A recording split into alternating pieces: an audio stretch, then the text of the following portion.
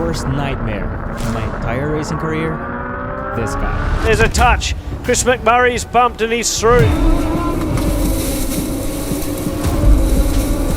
I'm sick for you, dude. I'm sick for you. I couldn't even concentrate on my race because I was thinking about your race. By side into turn one, and they touch. And they're off the track and they touch again. What happened? I just got punted again. But in 2024, I did the best I could possibly do to become Radical North America champion. But should we hate each other off track too? In this video, I spent a day with Chris McMurray. Do you believe this? No. I've acquired Swaleo's Racing Academy. I mean, I'm open for investors. Swaleo now works for me. We're giving you a little treat. You were the champion of the Radical North America Cups. You fought really well and had some incredible battles that I'll never forget, and I'm sure the same with you. It was just great, hard racing. Today, you're going to run around in my car, my Radical, Racer.com Radical. And see if it was actually that fast on the straights. So much faster on the straight than me. And then we've also got a special treat. You're going to run around the Audi R8. Most of my audience, I think everyone thinks that we hate each other because of the racing. The racing was as hard as it can get. We fought to the last point the whole year, so it had to be like that, obviously. Just want to let everyone know that this is a sport. It's the nature of the sport. We have to fight hard, and then after that we say, whoa, that was amazing. It's a little bit like when you watch a football game. You know, it looks like both sides are trying to kill each other and they're just beating the hell out of each other. And basically they're just trying to win. But then when the game's over, they meet in the middle of the field and they shake hands and they talk about their lives and their families. And, you know, at the end of the day, this racing stuff is a relationship business with a long view. It's not a good place to make enemies. You know, everybody's really got to be friends and stick together because you just really don't know how your paths are going to cross in the future and so forth. So we're delighted to have you out here. I was so glad that you accepted the invite. Now it's time to sit down with Chris and talk about our most intense battle moments on track and talk about our motorsports careers as a whole. There was one nice pass that I did because you got stuck going up 11. You got stuck with traffic. Oh yeah, I remember that one. I saw it, I was like, haha. I know, I was like, okay, that's spicy, getting confident. Going from not knowing any racetrack ever 3 years ago to having driven, what, 15 tracks? Maybe more, knowing one more, flying all the way to Arizona, first time here. You're at like 20 tracks now. How many tracks have you driven? Oh boy, I've driven tracks that don't even exist anymore. Oh wow. I don't know, probably 50. Wow. And cars, how many cars? Well, you know, actually this year's been amazing because I've done LMP2, LMP3, Radical. We did the Audi R8 today. I did a Porsche 911 last week. They had a cup car. They had a McLaren trophy car. It's called the Artura. I drove a Mazda Miata after I got out of the LMP3. That was funny, but fun. I understand why people like driving them. I could see how in a pack, it's impossible to get away from people. Even if you get out of the corner better than the next guy, I don't know, maybe you gain a car length. Yeah. There's no big gains. Yeah, this year there's been a lot of different cars. One of the things that has happened to me over the years is just realizing, oh, I forgot, I also drove vintage Indy cars at Sonoma. Like the weekend after we raced. That was with ethanol fuel and definitely didn't want to crash that thing. But no, I've learned that, you know, cars are just cars and to be confident when you get in each car that you can just jump in and you can do it. Honestly, I just try to get in and throttle the thing straight away because then you learn very quickly what it wants. So that's something that 20 years ago, 30 years ago, when I was first learning how to drive, I definitely was not like that. Definitely was more timid and unsure of what the car would want and what I could do with it and all of that. So it's pretty cool when you drive a lot and you just have some level of depth and experience. That makes you a lot more confident. My favorite part of the day though was Andrew and I were in the car and we were doing some filming of you behind us and I said, hey Andrew! I said, I'm gonna throw dirt in his face one more time. I was like, oh, he's understeering off. No, wait, what? Not that again. So we were reminiscing a little bit at lunch about the awesome season of racing we had together, of banging on each other. It was funny because you were telling me about your favorite moments, which were usually my least favorite moments, and then I would tell you about my favorite moments, which were usually your least favorite moments. We got our fair share. We did. Throughout the championship. It was awesome. When you think about the season in Radical North America Cup, what's like 2 or 3 things that stand out where you're like, yeah, those were aha moments. Those were things I'll never forget. Racecraft and aggressiveness at a sustainable level for me. I was still a little bit far away from being aggressive. I was giving away positions. I was not being aggressive with traffic. And I saw you doing it. I was like, oh, okay, he's doing that and that and that and that. I'm gonna do that as well. So I started like kind of learning a little bit how to measure my aggressiveness. And then, I mean, you saw it, Sonoma. The way I'm dealing with traffic at Sonoma, you go back to Sebring, you're like, that's a different driver. I was a completely different driver from January to September. So that's a big shift in aggressiveness. Also, I think I really learned a lot the mentality and how to kind of like fuck you up psychologically before passing you. Like Laguna Seca, the last pass, it was Andretti corner, and then I gave you the impression that I was going to go out, but then I braked mid corner to let you run wide, and then you lost a lot of speed, and I crossed back, and then I got that extra speed to pass you on turn 3. So that was something that like I needed to practice and try it out, and those are all the little moves here and there, how to deal with traffic to pass you as well, and how to even try to defend with the traffic and everything. Toronto was amazing for that. I learned all of this in 1 year. Like, it was as intense as it can get, I would say, except for like, I'm glad that I never really crashed. You did. Did I? You made massive improvements during the season, and every weekend it was the same story every weekend. First practice, I'd be a couple seconds up, and I would look and I'd be like, damn, there's 7 practice sessions to go. He's going to be caught up by the time we get there. And sure enough, pretty much every time that was the case. But yeah, no, I loved racing with you. I loved racing with Mayer. What was great, and I think sometimes people don't fully appreciate it, that's the kind of racing we all want to have, because you learn the most in those circumstances, and it's the hardest, and it's the most fierce. The gloves are off. We're racing to win. That's all. But it's also the most rewarding. Exactly. Championship. So yeah, that's the thing. Like, when you're actually racing, the aggressiveness is like, the adrenaline made me do things at Toronto that when I watch my own video, I'm like, I would never do that. And then I remember, no, that's me doing that. It's a cognitive dissonance. Like, start of the first race or second or third, I don't know, where I cut you off on turn 2 right at the start, and I was like, I've forgotten that. I don't recall it. I almost pit maneuvered myself to the wall, because it was a 3 wide into that tiny turn 2. Yeah. And then it was me, you, and someone else, and I saw you, but I had a much better exit. So I just did this and kind of sandwiched you a little bit, and you just braked a little bit. But when I did that, I was like, I could have killed myself there. It was too aggressive.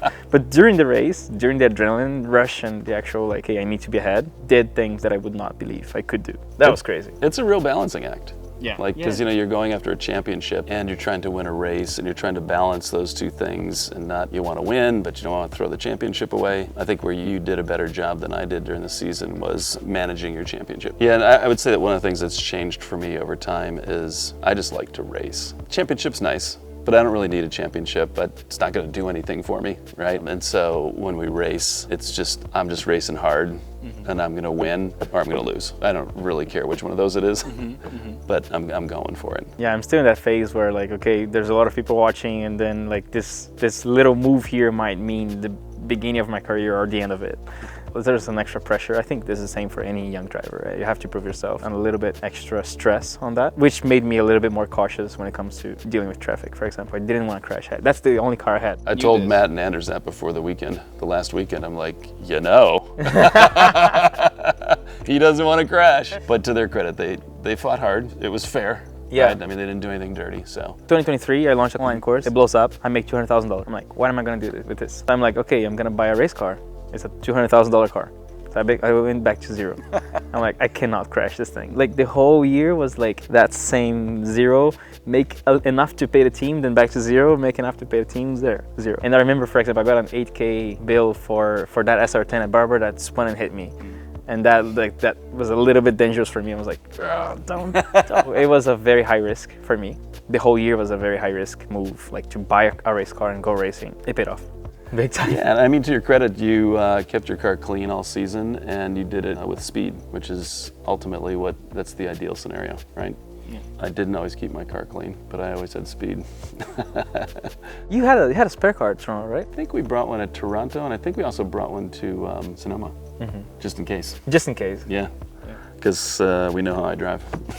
What do you do with Racer.com? Yeah, so Racer and Racer.com is really the leading brand for news and information about racing in North America. For many years, I was an advisor to the board there for a period of time. Yeah, we recently did a capital raise at Racer, brought in a whole bunch of new talent, built some new plans. We've got a new website coming out in February, so about 30 days from now. There'll be a new version of Racer magazine coming out in March. That's going to be really cool. very excited about it. And we've launched a creator network, which is how we ended up getting connected up to do this project. Creator network being basically pulling together a whole bunch of creators who are doing great content in motorsports, performance cars, car culture, car collecting. We're going to aggregate that group together, and we've really just started to do this in the last sort of 30 days, taking that network to motorsports brands and introducing them to the opportunity that creators offer to brands now, which is quite powerful. I mean, we were talking earlier that one of the videos you did from the North America Cup season had 1.3 million views on it. Most sporting event TV shows, live shows don't get 1.3 million viewers, right? So the power of creators and their ability to, people have just shifted so much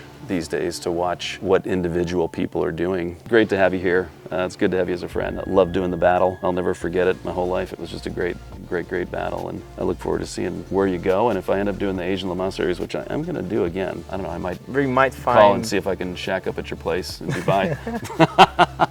we might meet on track maybe as rivals again, or maybe even as teammates. You never know what's going to happen. Yeah, in the that future, could be. That'd be cool. There you go. Thanks, nice, man. Yeah. Yeah, thank you. Now it's time to try for the first time the current layout of the Apex Motor Club in a new car for me, the Audi R8 GT4. Apex Motor Club has been around now for about 5 years. It's an amazing facility. It's my happy place, man. And also, we're going to be testing a brand new track, right?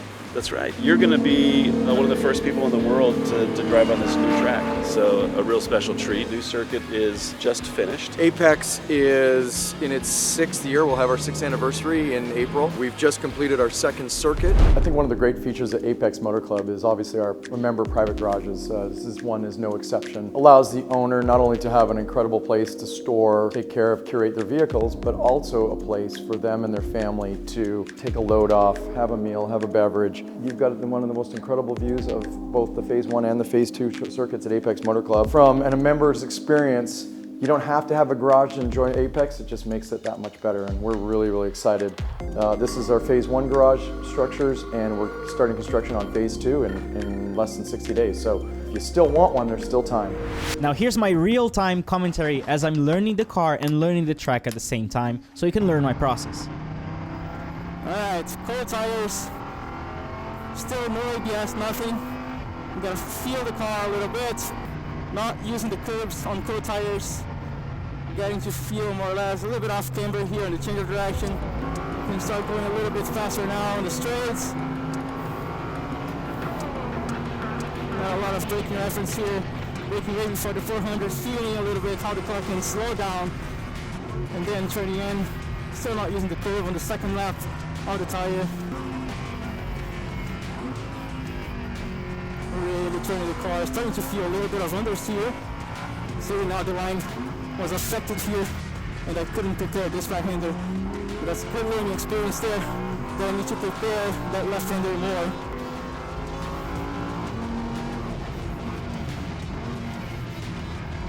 Really trusting the mid corner grip this time. More and more. Really trusting the car. I can now realize it has the grip that I need. I'm gonna brake later than the 400 this time.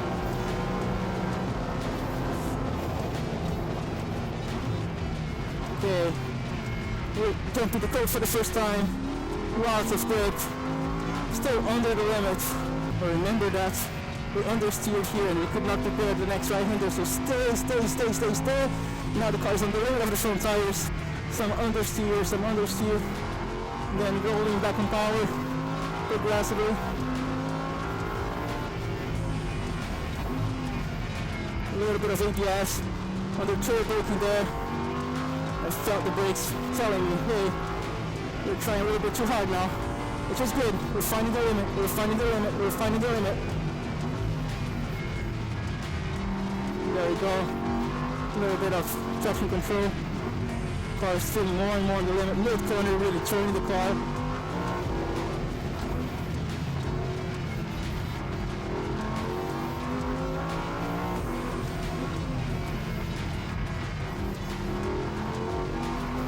There we go. We're finding the time slowly. Braking way after the 400 this time. Really jumping it. Third gear. Goodbye, second gear.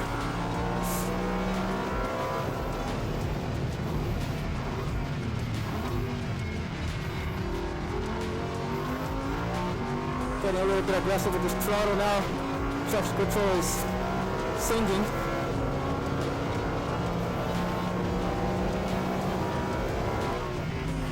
It's difficult to talk when you're trying to find time.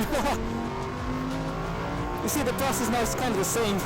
Testing the braking and testing mid-corner speed. You test the braking, you test mid-corner speed, then you bring the limits.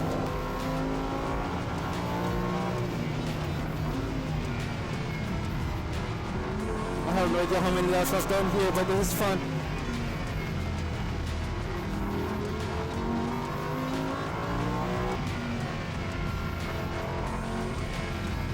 Slow down a little bit there for our interview is filming.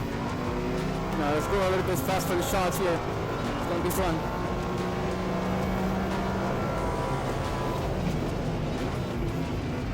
Hi, Andrew.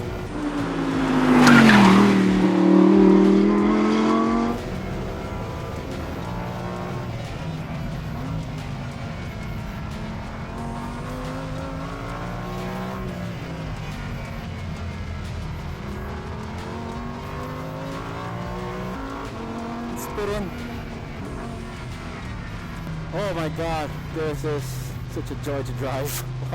I think I was not even close to pushing it, not my car, but again, wow. Wow. And this thing is fun. Oh my god. Easy to drive, lots of power. Yeah. I was afraid of pushing it, not my car. But I was like, okay, let's just try it here and there, and that was amazing. It's so fun. Yeah. It tells you exactly when the ABS is kicking in, like the way the pedal vibrates is so pronounced. Oh wow. You know exactly what's happening with the car. Were you talking? I was talking. Narrating? I'm always impressed when people can talk and drive at the same time. Car is so comfy to drive. It feels like almost like a road car, honestly.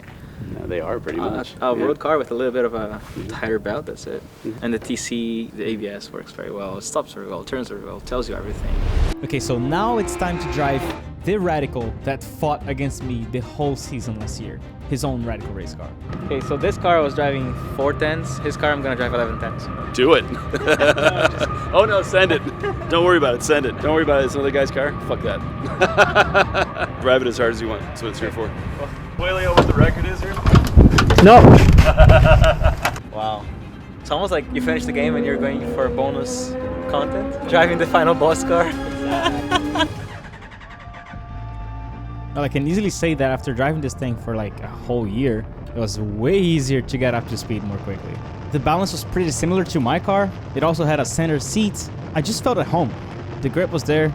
The track was great. It's like riding a bicycle. I just immediately knew what to do and how to find time. I now know the track because of my laps with the GT4. And then it was just pure fun. I guess it helped that he said drive as hard as you can and I don't care if you crash. So I was really sending it this time.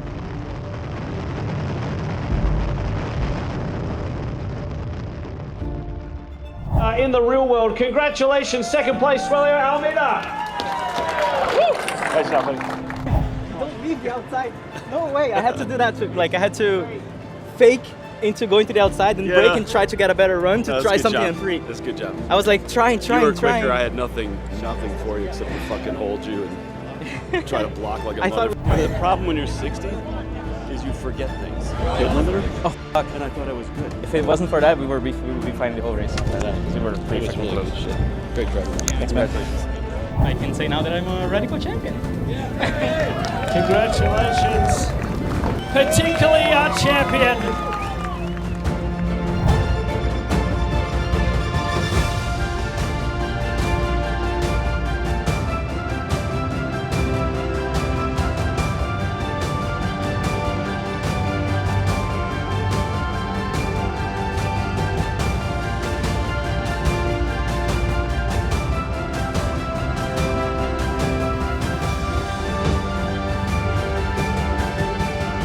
I mean, I could drive this for 40 laps, man. What'd you think of the track? Amazing.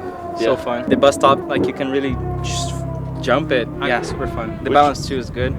The bus stop is the most fun for sure. Sorry, they put the tire in there so we couldn't do that anymore. Now we're gonna test the new track they just built, the Phase 2 track. Imagine being one of the first drivers in the planet to try out a brand new track that is not ready, that is just being built, constructed, and eventually is going to be the stage for so many races, for so many moments, for so many battles, for so many crashes and spins, and for people starting their careers and improving their driving and living motorsports. For me, it feels like this is a huge privilege because it's like you're part of history at this point. The curbs, they're still being finalized. They're going to be painted. The track is all dusty. There's zero grip. The car is sliding everywhere. There's no braking references. There's nothing for now. But you can already imagine how it's going to look and everything that's going to happen here. All I did before driving here now was to watch one onboard lap with Chris McMurray and pretty much study the track from that one video. And now, here I am sending as hard as I can in some corners and already imagining what is going to be a good passing spot and even what strategies the drivers are going to use to prepare these moves. This is a very fast track. Even the lowest speed corners are actually pretty fast, like medium to high speed. The track feels very wide with lots of possible racing lines, especially if you're racing, and some of these straights are extremely long, which was honestly a little bit scary without any kind of braking references. You literally had to just drive by instinct and brake where it felt like you should have braked, which is why you saw me already sliding here and there, just because I was a little bit optimistic with my guesses. My goal now is to come back in a few months when the track is ready and actually race in it. So let's hope it happens.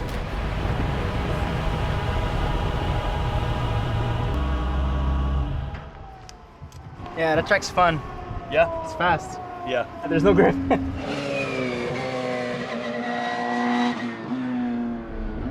What do you think it'll be like to race on that track with 15, 20 cars? It's gonna be pretty strategic, like turn 1 and 2 will set up for 3. Also, the right-left on the middle is gonna set up for the double apex as well. So there's a lot of passing opportunities if you think ahead. So I think the track kind of provides good racing. It's kind of cool to drive a new track that's eventually gonna be, you know, so many cars racing and everything. And being part of like the early history of it, that's pretty dope. By the way, you see this guy here? This is Andrew. You probably know him because he's been traveling with me for all the races all over the world to record and edit all these videos that we put on YouTube. So Chris told me to do something. I borrowed his personal Porsche Taycan to get Andrew for a fun ride. I'm not sure he was so excited about it though. This is my obituary if I'm not alive after this. Got me on, where are we going? We're gonna go to a full stop and then we're gonna slam the throttle. So if my camera makes it alive, great. If it doesn't, I guess we'll see. It was good to work with you. Please help me. It's a completely different sensation. It's almost like it doesn't even feel real the way it accelerates. It's a very strange linear curve. It's not like you have to wait. It just goes and never stops pulling, right? It's pretty It's really weird. You'll feel it in your body. Yeah. It feels very different. Let's go, Andrew. Yeah. Have fun, boys. Ready? Yeah? Oh, look at the sound. We're about to go! Oh no!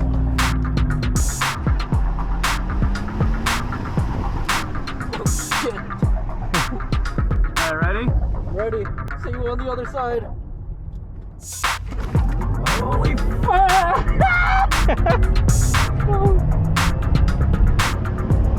Whoa!